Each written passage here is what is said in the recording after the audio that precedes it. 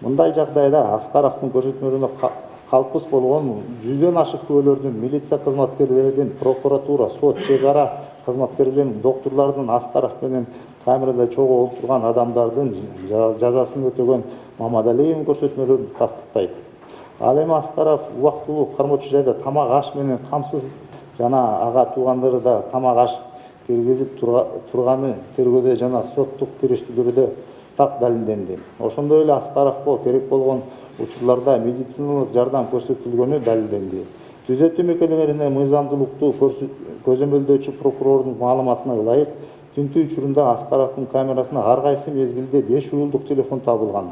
Акыркы жолу 2013-жылдын 21-мартында Аскаров табылган уюлдук телефонду жерге ыргытып, сындырып салган. Бул фактылар Аскаров камакта олтуруп дагы мурункудай эле тышкы дүйнө менен байланышып кармап жатканын көрсөтөт.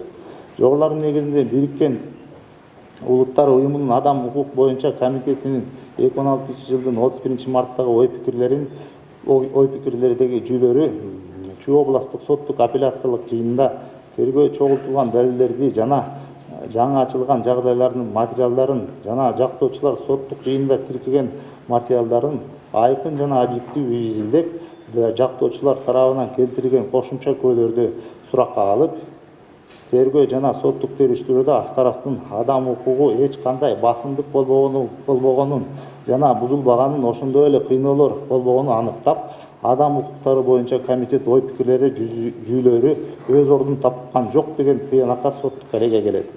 Аскаровго жаза чектөөдө биринчи инстанциялык сот жазалган кылмыштын мөөнөзүн жана коомдук коркунучтун деңгээлин, иштин жүйөлөрүн, күнөөкөрдүн жүрүш-турушун, коюлган айыбынын күнөөсүн мойнуна албаганын, кыргыз өзбек элдеринин ортосунда улуттук аралык кастыкты козутуп, улуттук ар намысты басырмалоо багытталган аракеттерди эл алдында адамдардын тобу курамында үгүттөгөнүн, массалык тартипсиздикти уюштуруп, аларга өзү катышып, бийлик өкүлдөрүнүн мыйзамдуу талаптарына активдүү баш ийбеген, өз кызматтык милдетин аткарып жүргөн бийлик өкүлүнүн өлтүрүүсүнө шериктеш болгонун эске алып, ага негиздүү өмүр бою эркиндигин ажыратуу жазасын чектегенин соттук элеге табат.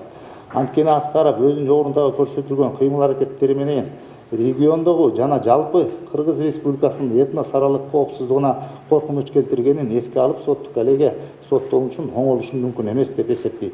Аталган жагдайларда апелляциялык териштирүүнүн жыйынтыктары боюнча соттун өкүмү өзгөртүлүүгө, ал эми апелляциялык даттануулар канааттандыруусуз калтырууга жатаарын соттук элеге табат.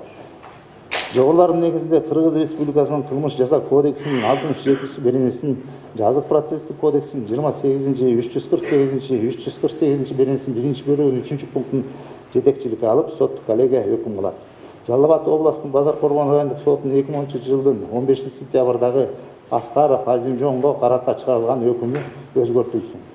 Кыргыз Республикасынын кылмыш жаза кодексинин 241-беренесинин 1-бөлүгү менен күнөөдүүлүк табылып, Кыргыз Республикасынын кылмыш жаза кодексинин 67-беренесинин негизинде жазык жазасы белгиленбесин. Кыргыз Республикасынын кылмыш жаза кодексинин 59-беренесинин негизинде белгиленген жазаларды бири-бирине толук кошуу жолу менен 3 жылдык юридикалык билимди талап кылган укук коргоо адвокатура, нотариалдык контора, прокуратура органдарында белгилүү бир кызматтарды ээлөө жана өкмөттүк эмес мекемелерге, уюмдарга иш жүргүзүү укугунан ажыратуу менен биротоло Аскаров Азимжон өмүр бою эркиндигинен ажыратылсын, мүлк мамлекеттин пайдасына конфискациялансын. Өкүмдүн калган бөлүгү өзгөртүлсүз калтырсын. Жабырлануучунун өкүлү Бечелованын, жактоочу Абдулакимовдун апелляциялык даттануулары канааттандыруусуз калтырылсын. Өкүм жарыялаган учурдан тартып мыйзамдуу күчүнө кирет. Өкүм көзөмөл тартибинде Кыргыз Республикасынын жогорку сотуна даттаналышы мүмкүн. Урматтуу журналисттер, я объявляю, что сегодня я объявляю бессрочный голодовку. 12 күн совещательный комнатада отырдық. Бүгін жөн эле баягы Чуйская областной коллегия көрсөттү, бул чөнтөк сот, эгеменди сот жок Кыргызстанда. Ошон үчүн ар кандай мотивдер менен күтүп, узаттык эметип, анан аябай өкүнүчтүү. Бул деген 80 улуттун өлкөсү, ошондо өкмөт аркылуу дискриминация ачык болуп калды. Сөзсүз түрдө укук коргоо инструменттерин мындан ары дагы колдонобуз жана азыр консультациялар болот. Обжалование болобу? Жасайбыз барымды.